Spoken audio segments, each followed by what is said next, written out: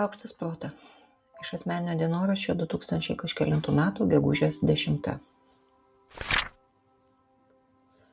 Šiandien kalbėjau apie realybę.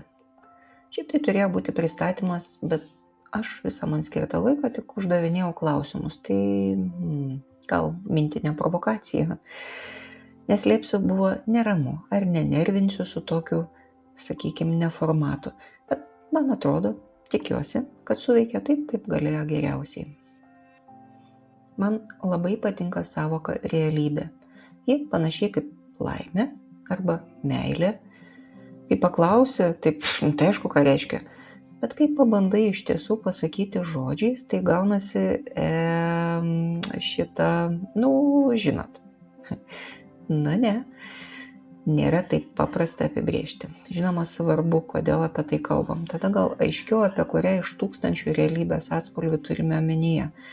Ir tada gal ir galim išsitraukti tai, kad realybė yra tai, ką galim pačiupinėti ar išgirsti. O gal realybė yra tai, kas neatkartojama ir autentiška. O gal kaip tik tai, kas kartojasi.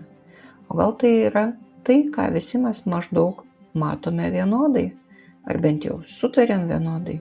Ar juk būna ir keli teisingai atsakymai į tą patį klausimą, ar jie realiai teisingi. Na gerai, jeigu viskas aplinkui yra subjektyviai suvokiama, tai juk aš tikrai galiu būti tikrai reali. Bet juk žinome, kad ir visiškai sveikoje psichikoje yra keli savęs vaizdai, o kiti jų mato begalę. Greičiausiai net kiekvienas mus mato kitaip. Ir tai realiai normalu. Nors mus tai irgi gąsdina ir čia mes turim atskirą sutrikimą, kai ne tik įsivaizduojam, kad kiti mus mato geriau už mus pačius, bet dar ir pradedam bijoti, kad mus atpažins. Mums nepatinka nesuprasti.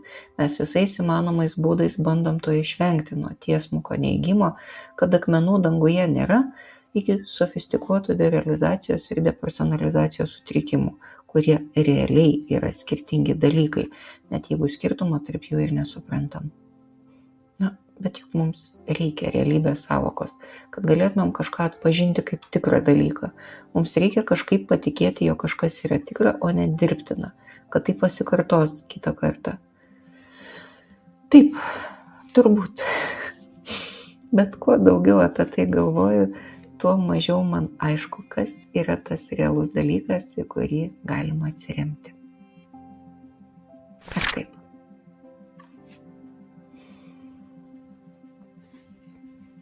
Aš Monika Kuzminskaitė, sveikatos ir mitybos psichologė, padedu spręsti kasdienius ir sudėtingus elgesio, mąstymo ir emocijų klausimus. Rašau, skaitau paskaitas, teikiu psichologinės konsultacijas.